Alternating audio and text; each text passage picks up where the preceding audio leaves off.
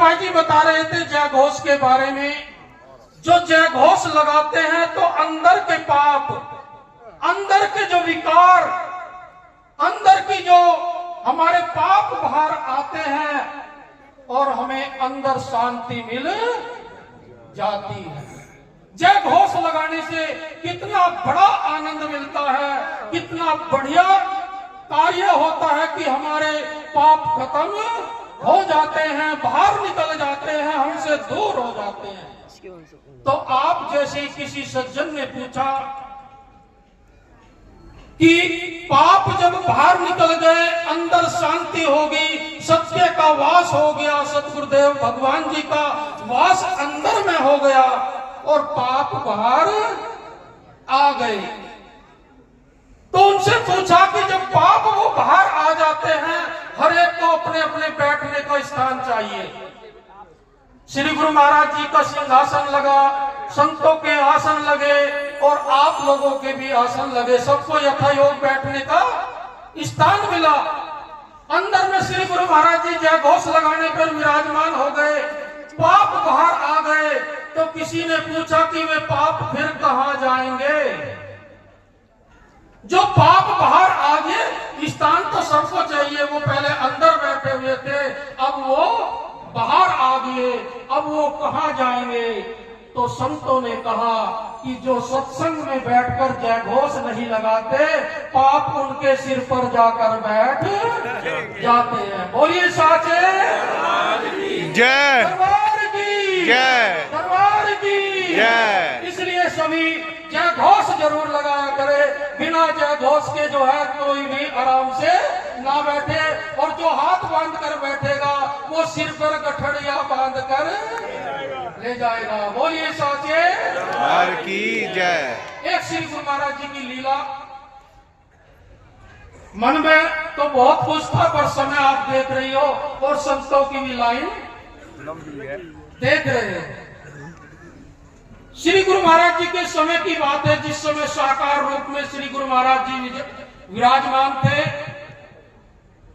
सैर करने के निकले, सुबह ही सुबह सैर करने को जैसे ही निकले, चले जा रहे थे, चलते चलते बहुत दूर निकल गए, दूसरा गांव आ गया। जब दूसरा गांव आ गया, दूसरे गांव में किसी ने वो जो देसी खांड बनाई जाती है, देसी खांड बनाने का कलेसर लगाया हुआ था और वो देसी खांड बनाते थे। और वो देसी खांड छकड़े में भरकर, छकड़ा किसे कहते हैं? जिसमें एक बैल जुड़ता है, पीछे लकड़ी का पहिए, लकड़ी की बॉडी, लकड़ी का सब कुछ उसमें लकड़ी का होता है। छकड़ा इसलिए बोलते हैं, 4 पैर बैल के होते हैं और 2 पैर छकड़े के, तो कितने हो गए? छकड़ा, इसलिए उसे छकड़ा कहा जाता है।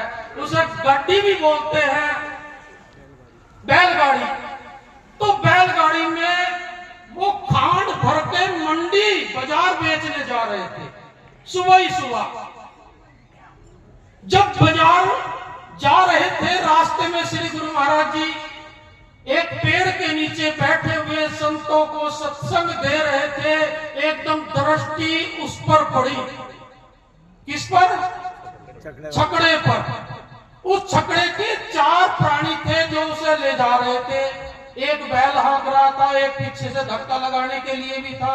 कच्चे रास्ते होते थे, कहीं पहिया दब जाता था, कहीं उठ जाता था, कहीं पलट जाती थी। इस वजह से 4 प्राणी, श्री गुरु महाराज जी की जब दृष्टि उस पर पड़ी, दृष्टि पड़ते के साथ ही उन्होंने कहा कि भाई संतों जरा देख आओ, ये क्या लेकर जा रहे हैं? उनमें से एक महात्मा खड़े हुए, जो वहां बैठे हुए थे, खड़े हुए जाकर सड़क पर पूछा, जिस पगडंडी से वो लेकर जा रहे थे, पूछा कि इसमें आप क्या ले जा रहे हो? उन्होंने कहा हमारे श्री गुरु महाराज जी पूछ रहे हैं कि इसमें लेकर क्या जा रहे हैं। उनमें एक तुरत बुद्धि वाला भी था, कुछ लोग होते हैं तुरत बुद्धि। उसने देखा वो महात्मा लोग हैं, अगर तुमने इन्हें ये बता दिया कि हम इसमें खांड लेकर जा रहे हैं, हो ना हो ये हमसे कुछ खांड मांग ले, भाई कुछ खांड मांग ले, 2-4 किलो खांड हमें भी दे जाओ, भाई तुम खांड बेचने जा रहे हो, 2-4 हमें भी दे जाओ किलो। अब इस विचार से उसने कहा कि हम जो है इसमें नमक बेचने के लिए जा रहे हैं। झूठ बोल दिया, इस विचार से बोल दिया अगर खांड बता दी तो ये मांग सकते हैं, अगर तुमने नमक बता दिया तो ये मांगेंगे। अब क्या था, महात्मा जी सुनकर तुरंत श्री गुरु महाराज जी के पास, गुरु महाराज जी से जाकर बताया कि छकड़े में वो बोल रहे हैं कि इसमें हम नमक ले जा रहे हैं। श्री गुरु महाराज जी त्रिकालदर्शी जानी जान, घट घट की जानत, भले बुरे को पीर पिछानत। अब उन्होंने दृष्टि से ही पहचान लिया कि हो जाओ तो नमक ही है। गुरु महाराज जी ने ये बोल दिया ठीक है नमक ही है, जाने दो। चले गए, मंडी ले जाकर छकड़ा खड़ा कर दिया, आड़ती को बुलाकर लाए, आड़ती ने परखी मारी और परखी मार के जब उसमें से निकाला तो वाकई उसमें नमक ही।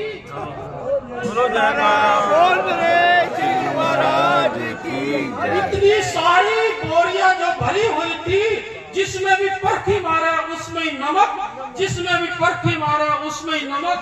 जो लाए थे लाद कर उन्हें तो पता था कि भाई नमक नहीं, इसमें तो खांड है, और वो बार बार कहते कि इसमें भी लगाओ, इसमें भी लगाओ, क्योंकि पहला देसी नमक खांड का रंग और